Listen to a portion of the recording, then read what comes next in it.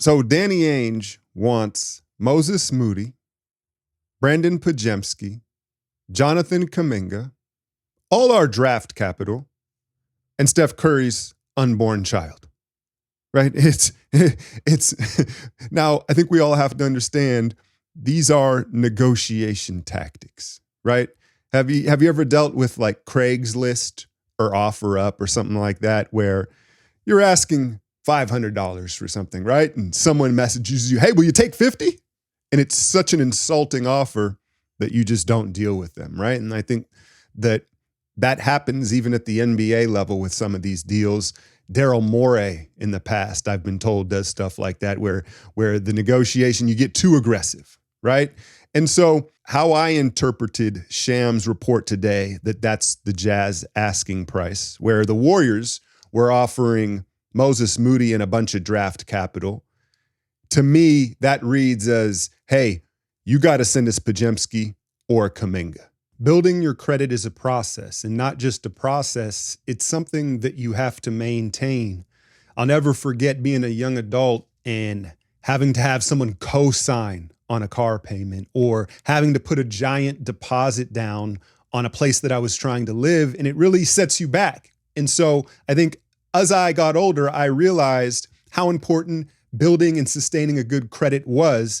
That's where Kikoff can help so many of you. Kikoff. Download it right now on your phone and get started in as little as minutes.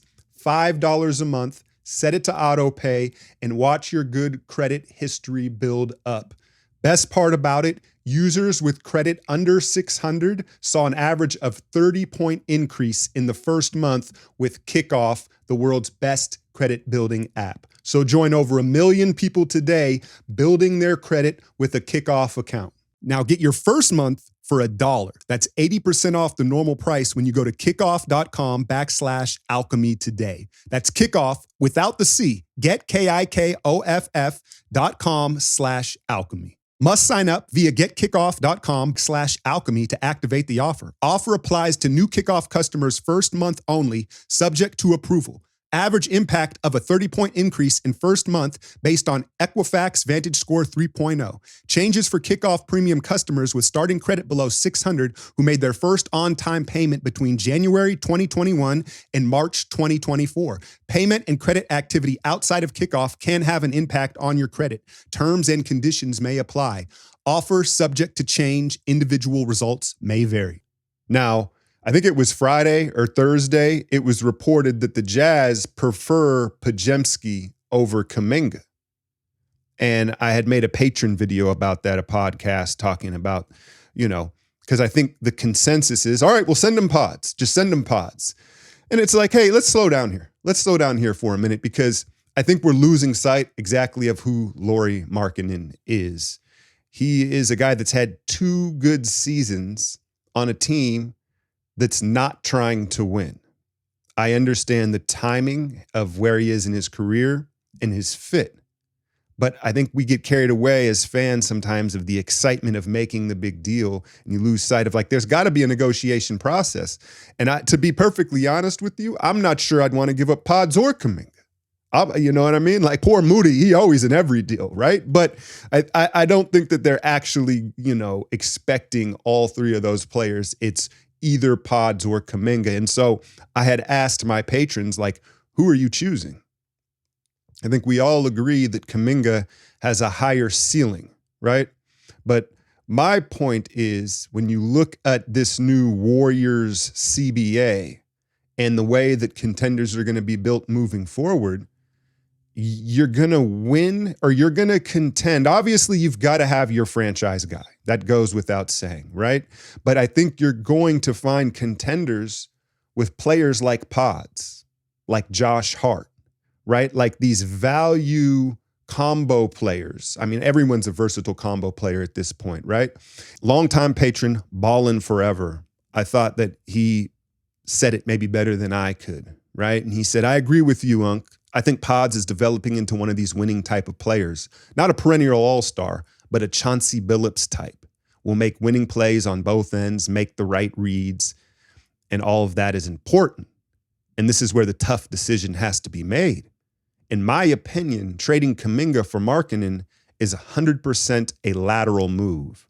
I think that's a shuffling of the deck. As versatile as Lauri is, he isn't an advantage creator. He's a play finisher.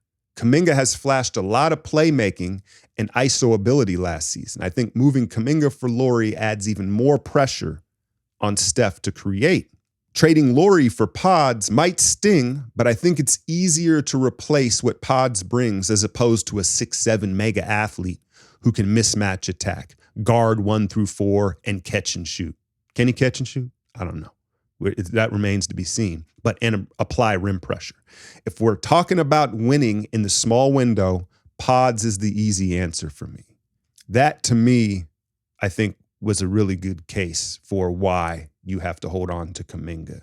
You know, I'm not so sure I'd include Podziemski. I know a lot of people say it's a no-brainer, but let me remind you where we've come with Podziemski in just 1 year, because a year ago today, everyone was in panic mode about Pods in Summer League.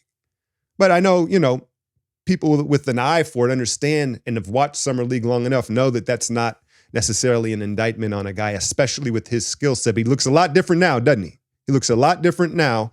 You heard Steph last week say, hey, he's the most competitive person I've ever met, right? Then you heard Cooper Flagg say, oh, I like playing with Brandon Podziemski the best because he just plays winning basketball, right? And you're seeing him take these steps now in Summer League as a point guard. I thought that was a mistake last Summer League. Shout out to Anthony Vereen and this staff and the roster they put together. It's much better than last year. But having him off ball last year, you can tell he's more comfortable. He can certainly play off the ball, but I think to fully maximize his talent, he needs to be on the ball, and he's going to be the second ball handler for this team, the backup point guard. I'm sure he's going to fit in different roles here. And again, if it had to be one of them, I know the obvious answer is, well, you send out Pods. But if you're paying Kuminga $200 million, like Franz Wagner, the value proposition changes. And how you see how important it is to fill out these rosters now under this new CBA. That's why I actually think it's dope, because Summer League, the G League, I think is all going to be taken much more serious from these NBA teams, understanding how important it is to get these value guys. Daquan Plowden, we're going to talk about him. That's a video for another day. We're going to talk about Plowden. But again, back to this trade, who would you rather give up? Or better yet, who would you rather keep? Because I don't think the answer is as simple as it seems at face value. And again, frankly, I'm in the boat of, I'm not so sure I'd give up either one of them.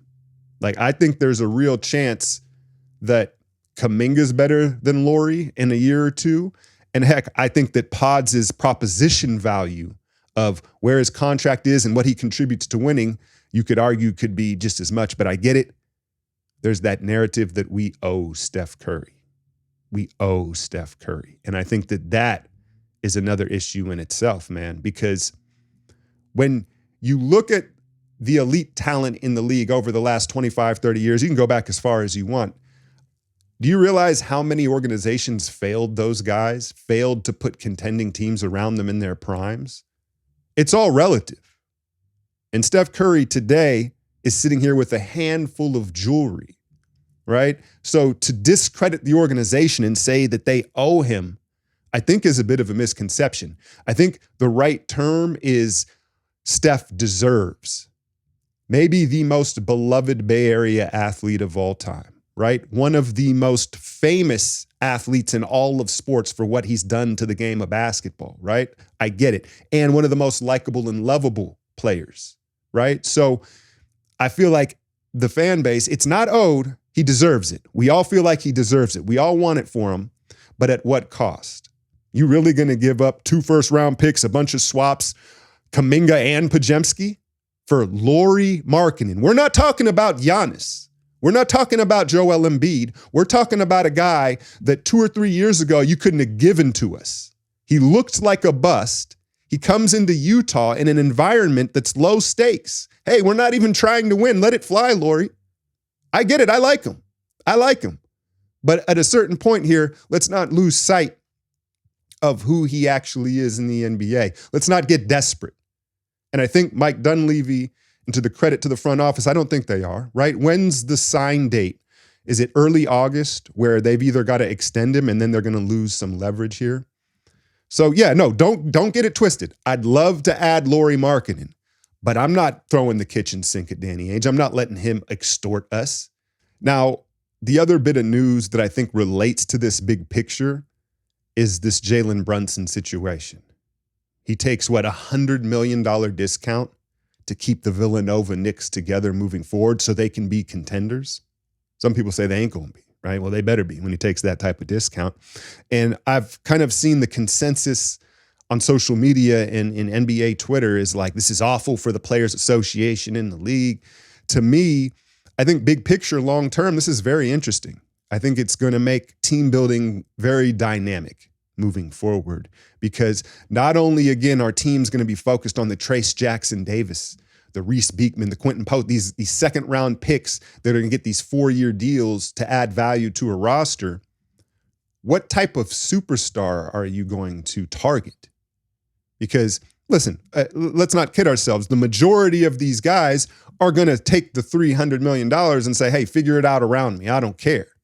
But Brunson may have set a new way, a new route for this.